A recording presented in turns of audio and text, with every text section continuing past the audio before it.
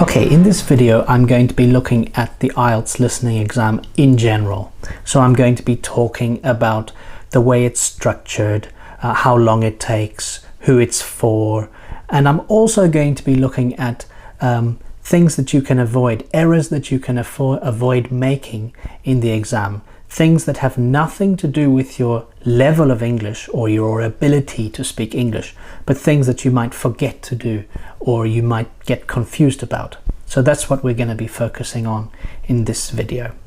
So first of all, we're going to be talking about who this video is, who this exam is for. Now, obviously, the listening exam is for students who are trying to do the IELTS exam, all 4 exams. So there's 4 exams: listening, reading, writing and speaking, and the listening exam makes up 25% of the mark. So they are equally weighted. Reading is equally weighted to writing, is equally weighted to speaking, and so it goes. So 25% for each of the 4 exams makes up 100%. Now, some of the exams, for example, the IELTS reading exam, is different depending on what type of exam you're going to do. There's the general training IELTS exam, and there's the academic IELTS exam. The general training IELTS exam is for people who are trying to get to another country for immigration purposes, trying to get a visa, for example, whereas the IELTS academic exam is for people who are trying to go into an English-speaking university or college. The IELTS listening exam is exactly the same for the academic students and the general training students. So there is absolutely no difference between the exams that people who are doing the academic or people who are doing the general training will take. Okay, now let's talk about how long. The IELTS listening exam takes a total of 40 minutes. The first part is 30 minutes long, and that's the actual exam where you'll be listening and filling in answers. You've also got 10 minutes at the end to transfer your answers over to the answer sheet, and I'm going to show you an example of an answer sheet later in this video. Okay, let's talk about the details of the exam. So the audio, you'll only hear the audio once. This is different to many other exams where you have a chance to listen twice. The IELTS listening, you only have a chance to listen to it one time. The answer sheet, you need to practice transferring your answers over just to get used to it.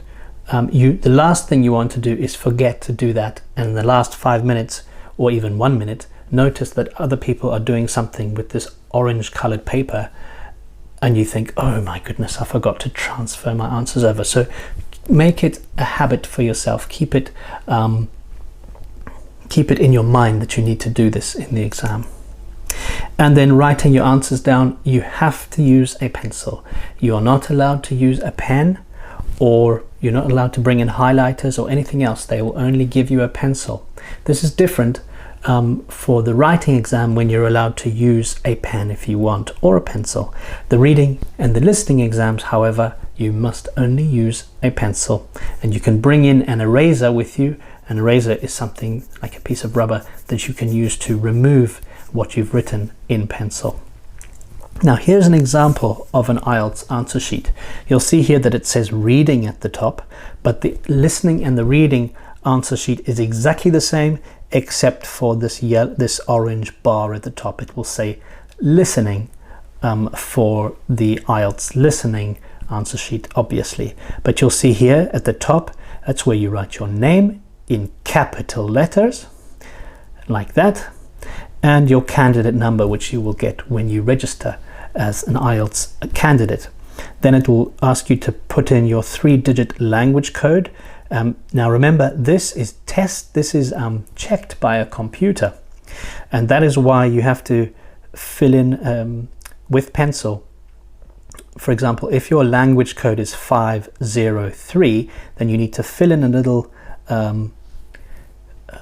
grey mark underneath the 5, a grey mark underneath the 0, and then a grey mark underneath the 3, and the computer checks it. Are you male or female? You decide on that, and then are you doing the academic or the general training? Now this is for reading, so this question might not be on the listening answer sheet, but it is here for the reading, because as I said, the reading is different depending on which exam you're doing. And then you fill in your answers here. Answer number 1 at the top until answer number 4 at the bottom. Do not worry about these sections here. This says marker use only, so the person who's marking it is using it here. Don't worry about these down here either. That is not for you to worry about. And remember to write clearly and neatly, because a computer, as I said, is checking this. However, if the computer gets confused, then a human will check it. But it's always better to write nice and neatly for this, so that you don't have any delays in getting your results. Okay. Now, how many sections? There are 4 sections. There are 10 points per section. That means there are 40 points in total. So let's talk about these sections in more detail. So in section 1, it's a social situation, and you'll usually have 2 people talking. I'm going to go into a lot more detail about these, so let's just move quickly through. So section 1, there's 2 people talking, and it's a social situation. Section 2, another social situation, but only 1 person is speaking. Section 3, now it gets more difficult. This is an academic type of discussion, and it's 2 or 3 and sometimes even 4 people talking, and that's I'll talk about why that can be a difficulty later on in this presentation. And section 4, only 1 person talking, but it's very academic and quite technical. Okay, so let's look at section 1. This is about an everyday activity. And it's usually, well, sorry, it's always 2 people talking, but it's usually over the telephone. So examples could be booking a restaurant, for example, or asking about a festival, a music festival, or claiming insurance, buying a ticket, all sorts of things that we would have to do as an everyday activity. Here is an example of the task type, and it's almost always, but not guaranteed, but almost always note completion or form completion. So this is an example of somebody taking notes. She wanted to know about a family excursion in the area. She's on holiday, and she wants to know about these different activities that are available for her husband and her children. And so there's the example, travel on an old steamship. The example is given there, and she needs to fill in these details according to what the person says on the telephone. So that is note completion. A form completion can be something where, for example, you need to fill in information about a person who's speaking. What's their name, their surname, occupation, another way to say job, their age, what are they interested in, these sort of things that you would fill in as a form, and you'll see lots of examples of form completion in this course. Now we've got section 2 here. This is about a social activity or a work activity, but there's only 1 person talking at this situation, and it's usually an introduction to something or a talk about something that people don't know. So it's basically giving information about an activity that they might do in the next hour or the next day. So these examples are some of these can be, for example, explaining what a company does. So people who are maybe investors or people who are about to use the company, they have a little presentation, and it can be a presentation, a live presentation, or it can be a presentation as a video, but it's always audio, of course. And then it could be something like welcoming people to a tourist attraction, maybe a physical tourist attraction, or it could be you phone in to a free number as a tourist number, and you hear information about what's happening this week in this town, for example. And it could be something like explaining a new job. So somebody's starting work in this job, and this director of the company, or maybe somebody who's the chef in the kitchen, is explaining things around the kitchen, and the people have to listen and take notes, and that's what you're doing. You're basically taking notes as if you are the person who's about to start that job. Now, the task types in part 2 can be anything: multiple choice, form completion, table completion, all sorts of things. So I'm not going to give you any examples of that just yet, because there can be anything in this case. Now, the academic task is where it starts in part 3, and this is a minimum of 2 people talking, usually a female voice and a male voice. It can be 3. It's usually it's often 3. So it could be a young student female voice, a young student male voice, and an older voice who is the tutor or the professor of these 2. And sometimes, I haven't noticed this, I haven't come across this yet, but there can be up to 4 people apparently in this. So it really can be quite confusing to listen to all the different voices and work out who is talking. Now, examples of this academic task could be discussing a project. So these 2 students are discussing how to complete a project, for example, or they could be planning an academic presentation that they're going to do. They could be working by themselves on this presentation, or they could be working with the tutor and discussing what they need to do. So another situation could be where they're asking a tutor for advice, or the tutor is giving them some advice and they are taking notes, or they are writing down completing sentences based on what the tutor is saying. So part 3 I find one of the more difficult ones, because there are multiple people talking at the same time. Okay, and part 4, this is when only one person is talking. It's an academic talk, almost always a lecturer in a university setting. And when I say one academic talking, I mean one professor or one tutor or one scientist, for example, is talking. And examples of these could be a lecture about biology, economics, business, history, etc. And as I've said already, sometimes words come up in this section that even I don't know exist in the English language. Very technical words, very scientific words. But remember, your job is to get points in the exam. Your job is to put in the correct answers. So listen for the question. Don't worry about all those other difficult words that might come up. They are not important to answer the question. An IELTS exam will never make it so difficult that you can't answer a question because of a word that even native speakers don't know. That would never happen. Okay, and the task type that almost always comes up in part 4 is a sentence completion task type. So you see there's over here, a little full stop. There's a little bit of white space and then a full stop. That means that is one full sentence, and you need to fill in the word or words to complete the sentence. So there you can always see when it's a sentence completion task because of the full stop at the end. Okay, now how filling in your answers. So we're going to be looking at these in more detail, but let's just give you some idea about what I'm going to be talking about in this section. So whether you need to capitalize your words on your answer sheet, how many words you need to use, so understanding the instructions.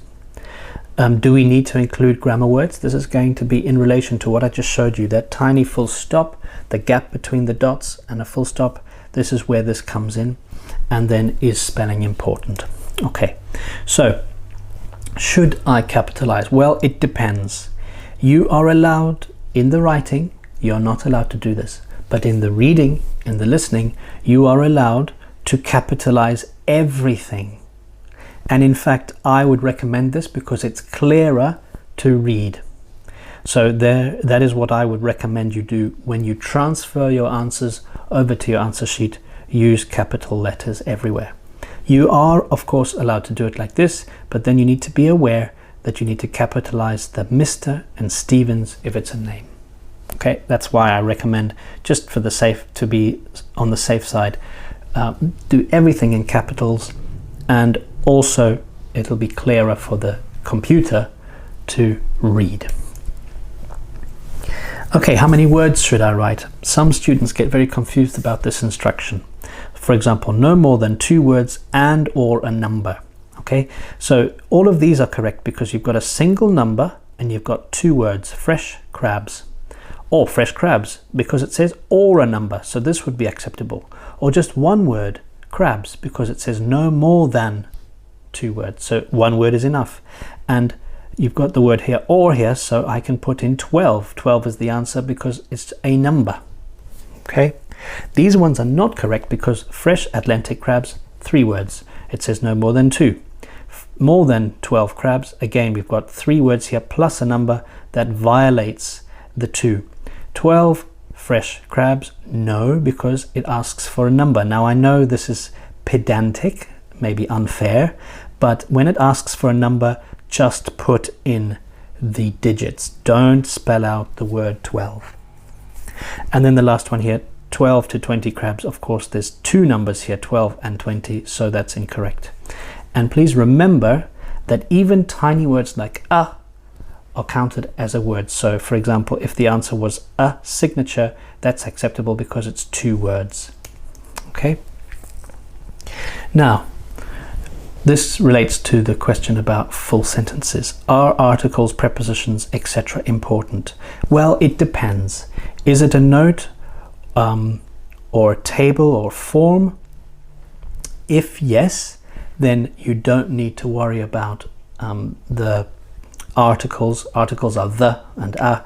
You don't need to worry about prepositions, at, on, next to, between. Usually, if they're notes or table, filling in a table or a form, it usually anyway tells you that only 1 word is acceptable. But another way to tell that you are only supposed to really put a single word is because this has not got a full stop at the end. There's no full stop over here, and there's no little gap here and a full stop. That means you can fill in a single word here. So for example, if this did not appear, if there was no a here, it would still be acceptable to put just the word by itself and not put a, because you're taking notes. And when you take notes, in English and many languages, you don't need to say all the little grammar words because you're taking notes quickly. The same thing applies to tables and forms, and they're often shown because they appear inside a box. So if they're inside a box, often, but not always, they are tables or forms, and therefore you don't need to fill in the full answer. You don't need to fill in the grammar word. Another thing to note, to look out for, are colons. So if it says place 2 dots, colons, that means you just put in the answer. You don't need to put the post office. You don't need to put the driver. However, when you see a sentence that's got a little gap between the dots and the full stop, or very clearly here this is a full stop, then you do need to put in the articles if it's required, or the preposition if it's required, in this case the post office or the driver. So don't forget to do that in full sentences like this, the sentence completion questions. Okay, are spelling mistakes okay?